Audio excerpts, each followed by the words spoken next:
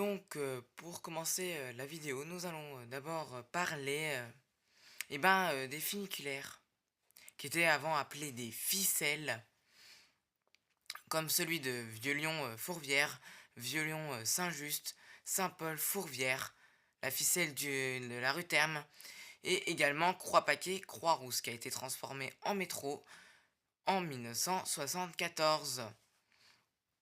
Donc en 1855, nous avons des funiculaires, des tramways hippomobiles tractés par des chevaux. Puis dans les années 1890, lorsque la compagnie des omnibus et tramways lyonnais OTL a été fondée, des tramways à vapeur puis électriques. Comme on peut voir sur ce tram qui allait jusqu'à Vaugneray, Mornan, Saint-Laurent-d'Agny. Donc ça, c'était une ligne qui était un petit peu à part, qui partait de Saint-Just. Il y avait d'autres lignes à part, comme le train bleu, qui partait donc de La Feuillée, donc c'était pêcherie avant, jusqu'à Neuville, à l'actuel départ de voyageurs, lorsque le bus prend les voyageurs. Également, il y avait une ligne qui allait jusqu'à Montluel, qui était la 71 et la 32 maintenant. Et la ligne 16 qui allait jusqu'à Balme-les-Grottes, qui a été en partie remplacée par le T3, même s'il prend vraiment l'axe de l'Est lyonnais. Donc nous avons une carte qui nous montre un petit peu en 1924 les trams qui étaient à son apogée. En bleu nous avons les bus et en rouge nous avons les trams. On peut voir que beaucoup de numéros ont été gardés, comme le 5 qui a été transformé en tram, également le 12, une partie du 18 qui a été transformée entre les bus, une partie du 13 qui a été prolongée ensuite et qui est maintenant le C13. Le 3 également qui est devenu le C3 puis le TB11 qui a été prolongé jusqu'à Laurent Bonnevet. Également, parfois des lignes ont été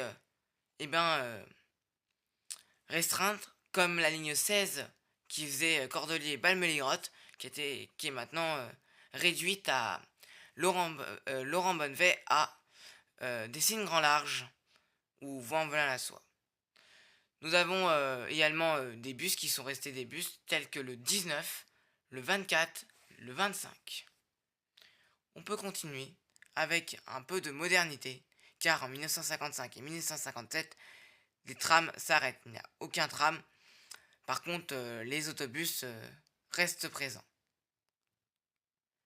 Et en 1974, le métro arrive avec la transformation d'une ficelle en funiculaire puis en métro.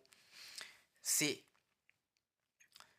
avec cette petite rame rouge qui a été préservée dans la cité du train.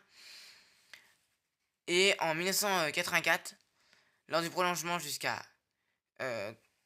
Cuire, avec ces rames longues à deux voitures, malheureusement elles sont un petit peu vieilles et il manque un petit peu de place lors des heures de pointe.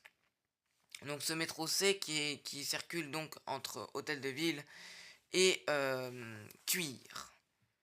Nous avons également en 1978 l'arrivée du métro A et B à Lyon entre Perrache et Laurent Vannevet puis Vaux-en-Velin-la-Soie et le métro B entre Charpennes et Debourg puis Stade de Gerland, Le Loup, Gardoulin et enfin en 2023 Saint-Genis-Laval, hôpital Lyon-Sud. Également, lors de l'arrivée du métro A, le métro C a été prolongé jusqu'à Hôtel de Ville. Donc ces rames qui ont été modernes sont maintenant un petit peu vieillos, donc depuis 1900, les MPL 75. Également, le Citral veut mettre des portes palières afin d'éviter tout problème et un bon service. Dans les années 1980-85, les Manquipeux 222 sont arrivés à Lyon pour remplacer des vieux autobus comme ceux-là, qui ont remplacé eux-mêmes les trams, le tram 6. Donc cet autobus que je vous montre là en photo est donc un autobus de 1930, que en 1980 ça faisait beaucoup. Et avec partenariat entre MAN et S, ils ont pu faire un bus qui allait bien dans les pentes. Qui a été transformé en S6 plus tard. Ces MAN ne sont plus présents. Ils sont réformés depuis 2022 et dorment tranquillement dans le dépôt de cuir. En 1992, le métro D, c'est un grand événement pour la France car c'est le premier métro automatisé, entièrement automatisé. Dès sa construction, il a été automatisé. Pas comme la ligne 1 à Paris qui a été automatisée un petit peu plus avant, mais qui n'a pas du tout été entièrement automatisé. Donc le métro D est le meilleur métro lyonnais. Récemment, le Citral a commandé de nouvelles rames afin d'augmenter la capacité.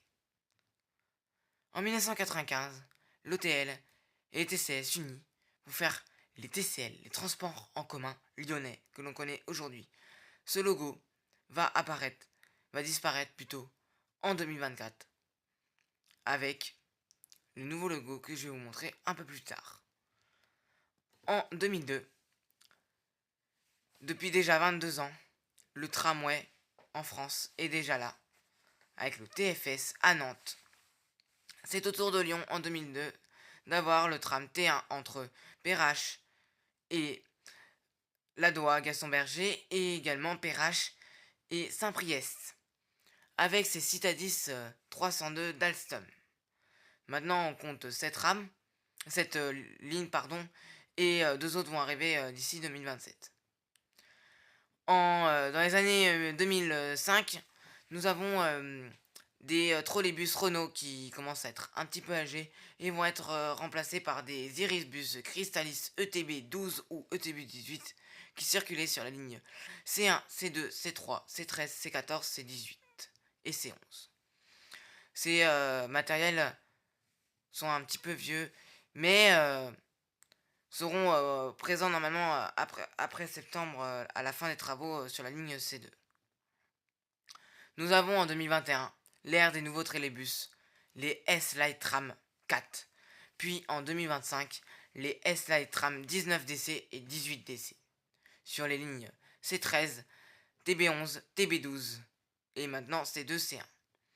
Nous avons en juin 2025, le 18 juin, le Vaporetto qui est transformé en Navigone mobilisé par le Citral afin que il n'y ait pas que les touristes qui en profitent mais également les Lyonnais car c'est compris dans l'abonnement TCL. Depuis le 20 juin 2026, le Navigone possède 4 catamarans électriques pour passer en 30 minutes en heure creuse et 15 minutes en heure de pointe. Et maintenant, le TC, on va finir avec le logo TCL que l'on connaît aujourd'hui, qui est en fait T qui veut dire transport en commun lyonnais, C comme carte du Rhône et L comme libellule, donc qui ressemble tout le Rhône, un peu comme l'Isère a fait la même chose, et donc on a fait créer des zones, de nouvelles villages et villes sont apparus dans la zone 1 et 2, tels que Mornan, Saint-Laurent-d'Agny, mais d'autres sont partis comme Saint-Bel. Voilà, c'est la fin des origines, nous allons passer au pôle d'échange multimodaux.